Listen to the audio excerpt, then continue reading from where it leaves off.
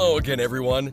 It is time for another episode of the Community Connection Show, the show that brings you positive stories and encouraging news as we interview top leaders in every sector of the community. And now, here is your host, national speaker and best-selling author, Ryan Sauers.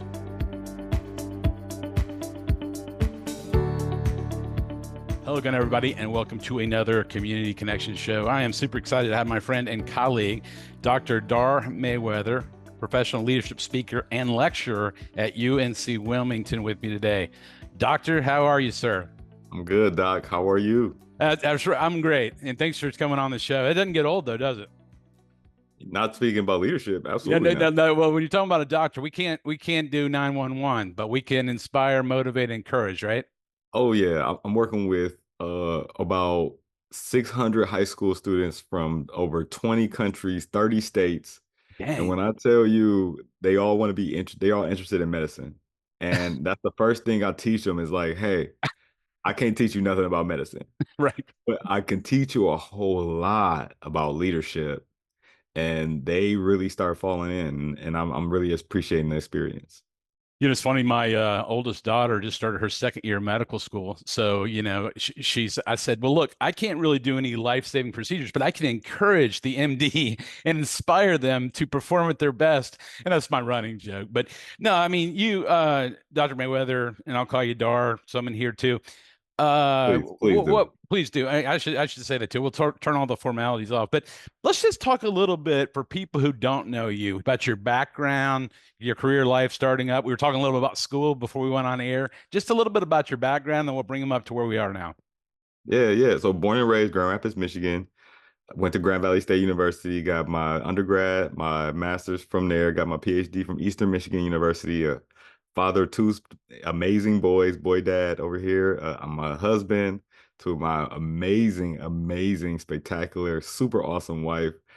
We live in North Carolina, and so Wilmington, North Carolina. I teach as a leadership studies lecturer full-time at UNCW.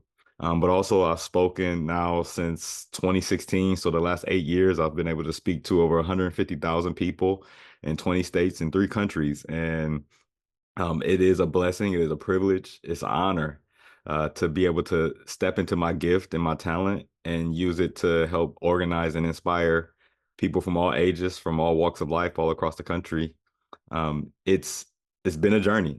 And so one of the things I tell my students is like, my goal is to help them use their natural gifts and talents to articulate them to industry leaders so they can get a job before graduation. Because I was that student that graduated with a bachelor's degree and didn't have a job, right? And then couldn't get a job in the field. And it was because I wasn't doing anything in the field other than studying. And that wasn't enough, especially in going into a recession. And that experience has informed all of the work that I do today. I know there are a lot of not just students, college students, high school students, but even professionals out there who are still trying to find their purpose, who's still trying to figure out what they're naturally gifted at, like what makes them them. Mm-hmm. And so that's kind of the mission that I've been on, is kind of helping people understand and empower people to operate in their gifts, because they are literally the thing that was given to them by the creator themselves, right? Amen. And so that's something that you don't want to ignore. That's powerful, man. We share so much when we connected. I mean, I was like, wow, this is like I'm a girl dad, three girls. And then with my wife, great wife that I have, my best friend, it's very similar, but we came down the leadership track and both have spoken and whatever, the term leadership is thrown around a lot.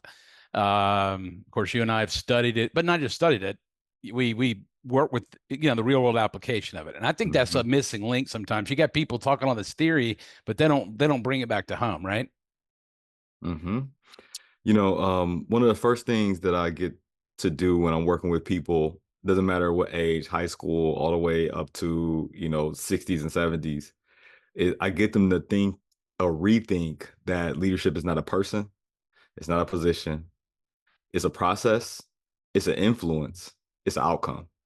And Amen. so when you are looking at it from that perspective, shout out to Dr. Jonathan Kroll, who should definitely All reach right, out Dr. to. Crow. Shout out to Dr. Dr. Crow. Kroll, Always Kroll. Oh, K sorry. Kroll, How do you say it? K-R.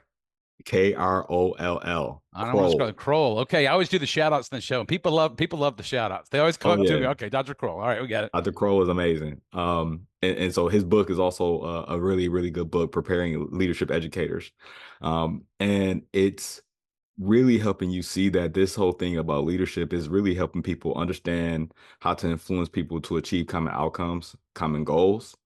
And when you can do that in a community, right? Because there's no leadership without community. Amen. That's the that's the myth that I get to debunked on the first day. Right. The second myth I usually get to debunk is that a lot of people don't believe that they're leaders. Yep. And it's like, yo, like you influence somebody, you change somebody's life, you help somebody become somebody better than who they were maybe yesterday, last year, last month, whatever it is. That's leadership. And so when you can put that process together, you can manipulate it. And that's what we do, right? That's why you bring in somebody to help see you from the outside, is because you literally are doing it, but you haven't put the process down on paper so you can manipulate and change it for this specific audience or this specific person, this specific community. You're getting me pumped up right now, man. I mean, we all it's iron sharpens iron. Yeah. And I told a lot of classes and audiences I speak to, I said, sometimes we're in the leadership role, but sometimes it's okay to be a follower. So for example, I had a student one time who was really good with IT and I couldn't get the presentations to work or whatever. I said, let me show you an example. Right now, I'm following your lead because you're a lot better than me. Can I get better at it? Probably. But in this specific instance, I'm falling into that role. And then the other one is the title thing. Everybody's, well, I can't make a change. I don't have the title. Like, leadership's nothing about a title. I mean, you can make a difference from the ground up, side to side, up and down, right? Yep. Think about how I even came to understand this whole thing of leadership. I'll be honest, like, although like I am in this role today, doesn't mean that I've always been the high school class president or the club president, or actually, like, I was never any of those roles. Not even in college did I take any of those type of roles. I was working. So I was a working class student coming from a working class family. And so I needed to make money to get through college. But what I did learn, and as I reflected on my experiences, I've always been called to be in the conversation Mm. about how to influence others to achieve goals, whether that was in middle school, high school, college, even in my professional pursuits. I've always found a way to be added into the conversation. And just because I've always wanted to be a value add, I've always wanted to support people, I've always wanted to help people. And so people find you when you want to do that. And I volunteer my time because I didn't have a role, right? I volunteer my energy. And that's how I became Dr. Dar Mayweather, who now has spoken and teaches and all these things, is because literally people believed in me when I didn't believe in myself. And so for all those people out there who's like, I'm struggling to find my purpose, a lot of the reason is why, because the reason might be because it's right in front of you, Mm-hmm. but it don't look like how you want it to look like, Exactly. but it's right there, right? And so once I started leaning into the people who believed in me and stopped focusing on the people who didn't, that's when a lot of things changed for me. 100%. And you and I both know, going through a dissertation, which is one of the hardest things I've ever done in my life, Yep. unless you've done it. I mean, I don't know. I'd wish it upon my worst enemy. I mean, it's a bear. And, you know, but I was determined because, like, to your point, I had a lot of people along the way who said, man, we believe in you more than you do. And it wasn't, I didn't believe in myself. I was just going, how am I going to get with kids and family and businesses and teaching? And, how am I going to get this boulder over the hill just to finish the drill I started? And as when you became Dr. Mayweather, those moments you hear, I'm like, I didn't hear that wrong, right? And I say all that to say, it's just, but what I love what you're doing, Dar, is you're out working and speaking in the real world, and then you're back in the classroom preparing, whether it's working adults or people, have a job and working their way through school, like I did. and bringing it back to home. In other words, it's not like you're divorcing theory and practical application. And I preach this so much, like they got to be like that, right? Yeah. So coming back to the dissertation, I think there's a life lesson that everybody can learn in that. Um, it's finished when it's finished. It's done when it's done. And until it's done, it's not done. Dude, amen. Love that. And I think oftentimes what we believe is we have these timelines for how we believe our life should be going, where things should be at. And the reality is like there's no timeline. There's only life. There's only being born and then dying. And everything else in between is literally what you choose Yeah. to involve yourself in. And so if you choose to involve yourself in a process of transformation like that, you can't transform until you are done transforming. It's That's just right. no, it's spot on. We have our birth date and then we have a date at the end of that I mean, we all like to plan. I mean, I like to tell you, hey, Dar, here's the show date, here's what's going to air. But you know what? That's a lot of things we don't have control over.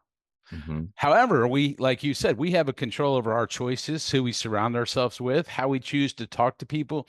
I told a university president the other day in the show, I had some students one day. I didn't know there were students who were huge. They were waiting for me. I was running down to the restroom and I saw a guy cleaning the floors, maybe a custodian type, and he's about my age. And I mean, we started talking about football and this and that.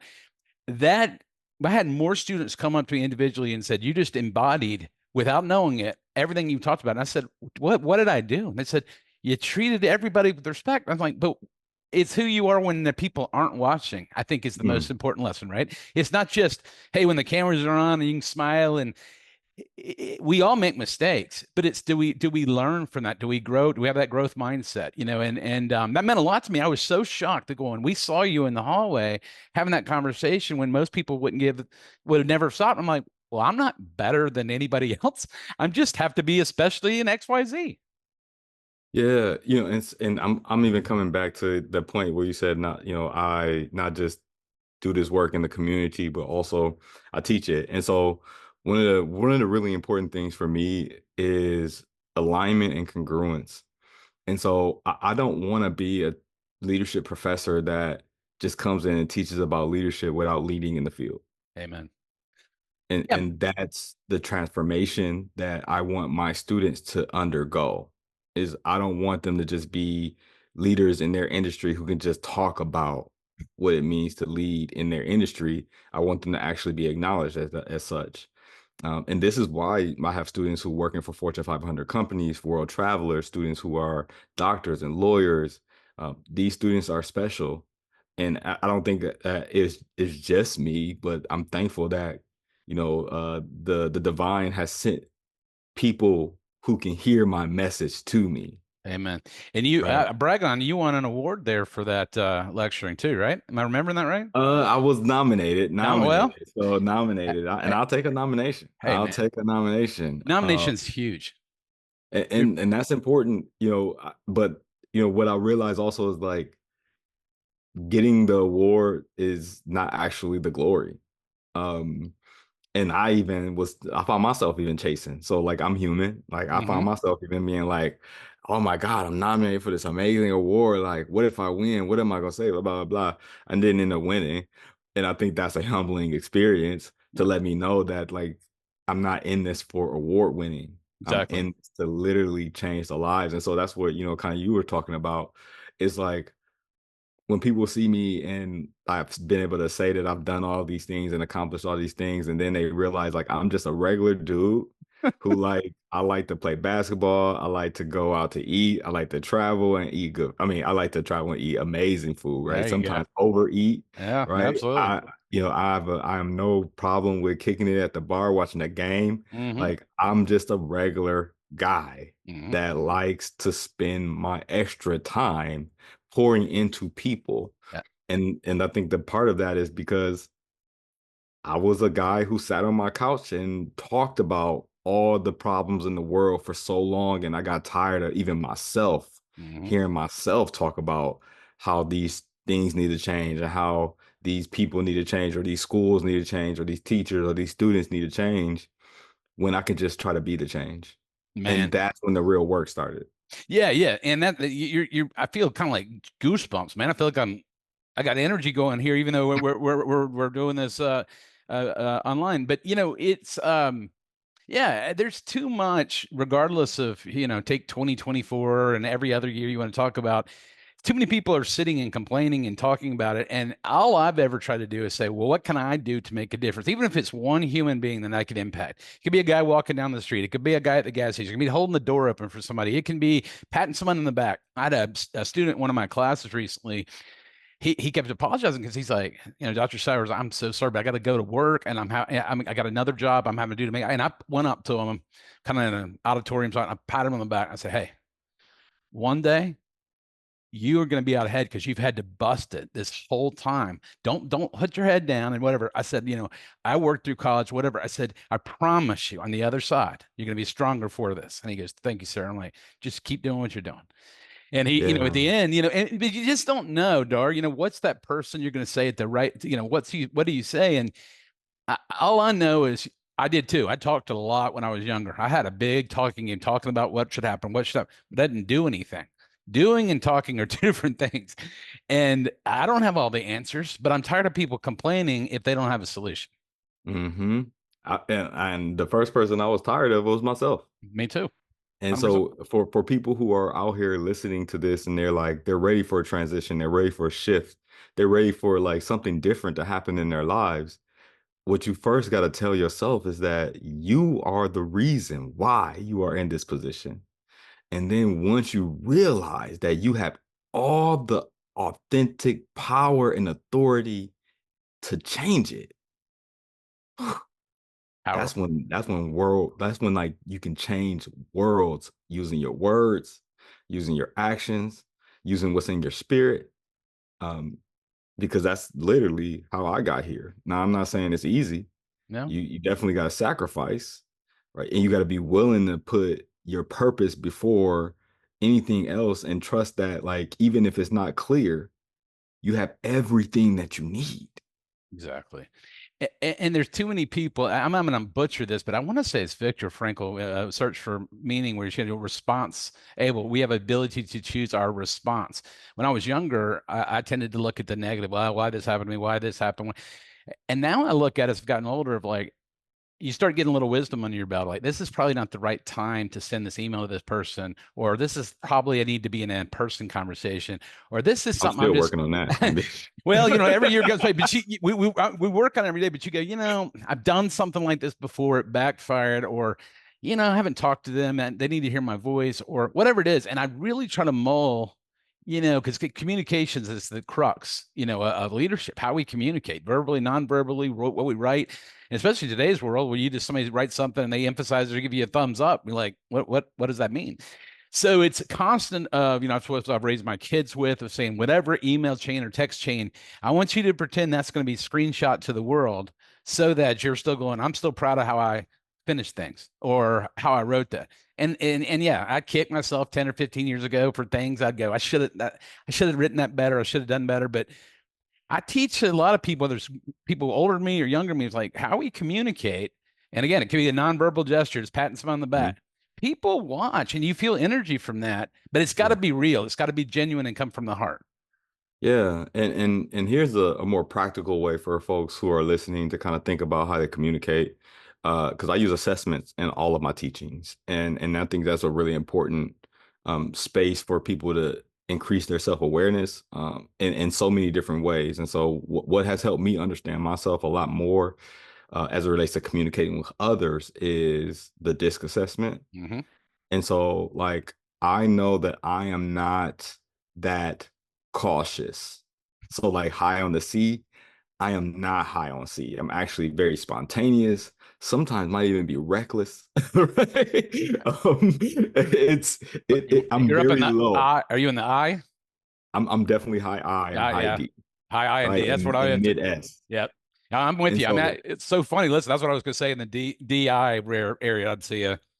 And so I now learn that I need checkpoints. Mm-hmm. And so one of the checkpoints that I have is also my partner, my wife, my best friend, because she's super high. She might be 99, 100 C. Yeah. right? And Same so thing. if I want to send something out and I know that I'm me, then it needs to go through her Exactly. because she's the thinker, she's the slow pace, she's the consciousness of what am I really trying to say versus me. I'm very directive, I'm very interactive. So in my mind, I'm writing almost as if people are in my head. You're probably very intuitive too with the Myers-Briggs, I would say, right? Oh yeah. Yeah. I'm actually so EN, I want If to you say F I want to say F P FJ. or you, I Oh, mean INFP preference. it, Oh, it, that's it weird. might be. It What, might be P. It might be P. It's the been a P, long time since I took my break. P's is I tell people like if you have you're on vacation and you can get up at whatever time you want to get up, it doesn't make any difference. Are you going to set your alarm or not? And I'm like, I'm not because if I want to sleep for 30 more minutes or read and they're like, at my job, I have to be a J. That's the time orientation, is what it is. And they go, well, I have to be at work at 6 a.m. Well, of course you've got to set your alarm. I'm saying, but if you could do whatever you want to plan your vacation every step of the way for the week, or do you want to plan some main things but have some spontaneity in there? Mm. And then everybody goes, well, so that's the big one, JP. But Yeah, I'm a toss up. I'm a toss up. I I've like both. I've learned to be a J. I mean, what's the word? To project more J. People are going to be, what in the world are these two guys talking about? We're going to have to send a link. I know we over here. We're going to look at alphabet soup. But yeah, it's funny. That's funny. Our preferences on both DISC and MBTI are very similar. That's fantastic. Well, what's something? What do you see some trends going on? I mean, you're lecturing in leadership, and I'm seeing, every school starting to incorporate that as a program. I mean, from when I got my master's in org leadership 15 something years ago, they barely had any master's programs in it. And now you Mm. got many doctoral programs, bachelor's programs galore.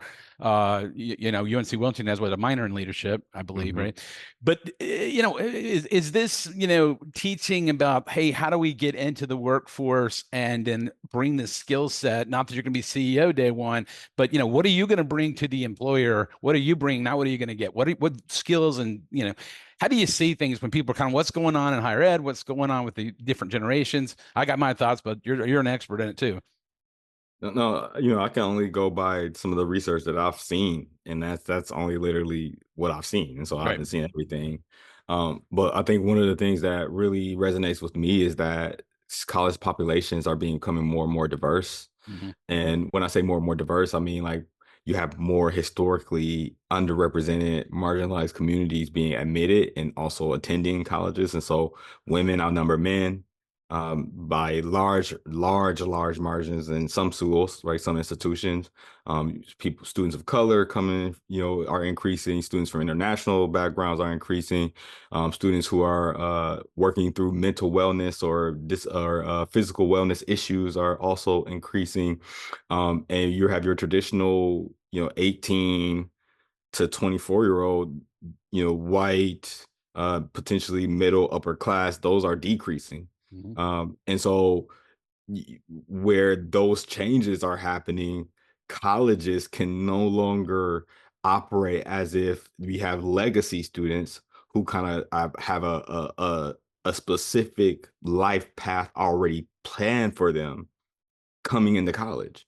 And Mm-hmm. so if that is the shift that is happening, again, this is not necessarily about being about like, oh, well, we need DEI and all that stuff. Like, I think it's just the reality of like students are coming to college older Mm-hmm. and younger, right? Coming from backgrounds where they don't have the tutelage to understand what colleges mean.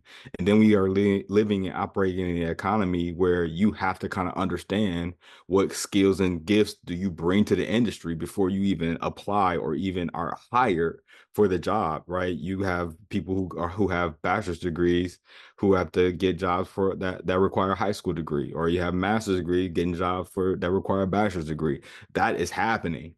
And so why you need a leadership program that is more academic and co-curricular in nature is because you have students who are traditionally not taught these things at home coming into a school hoping to learn these things in a degree program, and that's not happening. they're not teaching them about what it means to be a leader in engineering. They're just teaching them about how to be an engineer. They're teaching them how to be a nurse, not what it means to be a leader in nursing. And when you are a leader, you're talking about a person in a field or an industry, nursing, engineering, biology, whatever you want to, you can keep going, social work. You are talking about how do you influence outcomes, not create them. Right. And so we can't just operate as if, oh, well, I'm now the person who's hired. And so now I know everything that needs to be done, without being able to say who's been working on these things, what kind of outcomes have they achieved, what type of influences that they had in that industry or that organization, what is the disadvantages and advantages of the approaches that they have taken before. This is all people and social centered work. Yes. Right. Yeah. You have to be able to know how to get stories out of people and then play stories in people. Right. Yeah. No, it's spot on, man. I mean, it's spot on. And, I could look at anything from, I've been the announcer for what'll be year 11 of my 3 daughters. Paul played soccer for high school, and the booster club there has had a lot of dynamic changes over the years. And I can look at the culture and the people and what's going on. And it's fascinating. Like you said, in most things, if you're an IT guy, you learned how to do IT. But a lot of people, if you talk to an accountant, well, yeah, I'm not really a leader, so I am, I'm just an accountant. And the whole point is, you can lead, and I say fail forward. You got to be willing to fail, to get back, go out, brush yourself off and learn, because none of us have all the answers. But if you're willing to fail, to grow and say, okay, this didn't work as I thought, I'm going to go to plan B or plan C or plan D, or I have plan J, I keep trying things. But yeah, I think that's the common misconception, but anyway, when I was talking about, just a nonprofit organization, a bunch of volunteers, how it works, how it communicates, who's willing to step up, making people feel valued when they're working for free. I mean, no, when it's not a job and people got to volunteer, you've got to make them feel important. And, I've had some great people over the years. I said, what's your pay? And they're like, rounding to the nearest dollar, Ryan, that's $0 an hour for the last 4 years. But they enjoy it because we build a camaraderie and we make something special for the kids or whatever it is. In church or things I've done over the years. If you're not getting paid to do it and you can get people to buy in and want to be part of something, but not because they have to, but because they want to, that's powerful. And that's leadership. It's leadership. Right? It's not just having a vision, but it's also having a plan. Yes. I told a lot of my students one time in different classes over the last few years, like, why are you here? And they're like, because my grandmother told me to. I was like, no. You don't have to be here. I want you to want to be here, but why are you here? And to your point, Dar, I saw a lot of people going, well, we're the first generation to go to college, or we're the first, we got a job. And I'm like, okay, but what do you want to do with this? And it's just that energy, and you and I both, I can feel it. But it's the story. But I'm like, you don't have to do anything. You could never come to this class. You can fail it. You can go sit out there and do whatever. I said, but if you want to do it, you want it bad enough, you'll find a way. And if you don't, you'll find an excuse. Like I had to work with these high school students. This has been an eye-opening experience. One of the things I feel like I did well was get them to reframe their why. Yeah. And so I started with like, why are you here? And they was like, oh, well, I want to learn about the medical field, or I want to learn about, I want to connect with medical doctors. And I was like, cool. So like, I could totally want to be here to become a better leadership facilitator.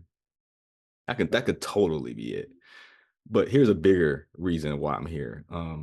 My son has speech therapy because he's almost 3 years old. He's barely seldomly using words. Right. There's reason as to why we want the best type of schooling for him, because we don't know what type of schooling experience he's going to need for him to be successful. That might cost us some money. Right. My son, who is super huge into gaming, self-proclaimed gamer at 9 years old, we want him to gain a skill in that field. And so putting a 9-year-old in a robotics camp or a IT camp, that costs a little bit more than, your sports YMCA, just basketball camp. That's my why. So like, why are you here? And so then you got a chance to hear students talk about, a doctor saved my life when I was a child. Right. And I want to be able to get back to the field. Or my doctor saved my mom or dad's life My dad and my mom has been dealing with health issues their my whole entire life. That's why I'm here. That's motivating. That's going to keep you pushing forward even when your commitment feels like it's drying up. Your why is going to help boost that commitment a little bit more when it's more than just connecting with a doctor. Right. Wow. I mean, you know, it's funny, I always say I always make them watch Simon Sinek's famous TED Talk video, start with why. And then I'm like, now my why is at this point in my life, my kids, my future grandkids, with everything in the shows, the blessings I've been given, as you said, the outlets, the magazines, teaching, speaking, with every breath I have, or as long as I can write and speak, I want to make a difference in people's lives. And I don't know how long that time is, but as long as I have it, I want to make an impact. I said, my why, I don't want to write you guys off as all you do is play on TikTok or whatever. I believe there's a lot more there. And I've been proven that there is a lot more there if we're willing to go deeper with them. And I'm not saying them in terms of an age. I'm talking about people and their stories and their backgrounds, and get to meet on common ground. That's leadership.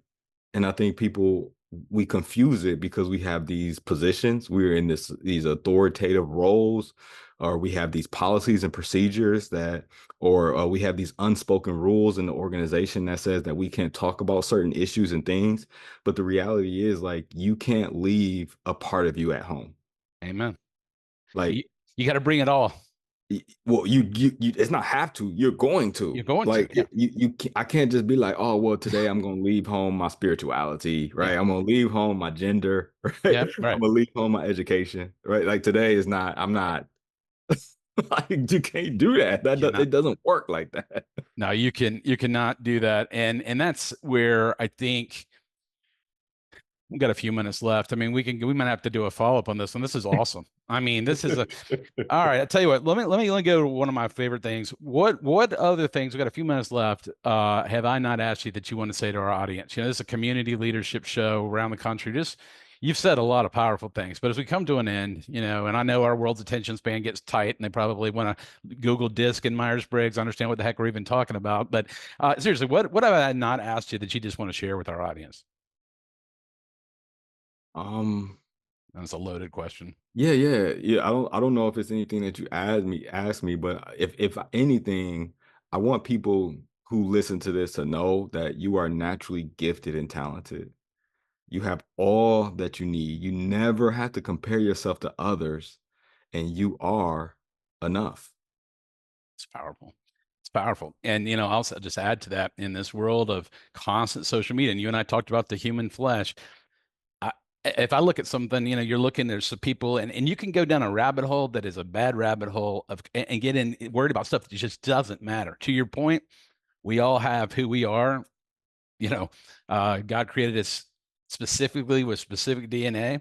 And then I say, whether it's right, wrong, or indifferent, to me, God has a sense of humor because he created me and I'm a goofball, so, Yeah. But man, I'm going to tell you what. Can I add to that? Yeah, real please, quick? please. Oh my gosh. So, I think oftentimes what we do is we get down on ourselves because of the problems that we might face. And we got to realize that the problems that we face are uniquely crafted to our specific natural gifts and talents. Mm-hmm. Even if we don't have necessarily the skill to manage that gift as well to address that challenge, you got to know and believe that when a challenge comes to you, it's for you, not to you. And it's for you to use your natural gifts in the best way possible so that you can be somebody else's roadmap. I love it. Right. I love it. No, man. Well, I'm going to close this out, man. We might have to do this again. And this is, can't wait to, we'll get together soon in person, but I'm going to close this out and close out the show. But this is Dr. Dar Mayweather, again, professional leadership speaker and lecturer at UNC Wilmington. So Dar, man, appreciate you coming on the show. Thanks, Ryan. I appreciate you. Yes, sir. Folks, you've been listening to another Community Connections. Please tune in and we will see you again next time.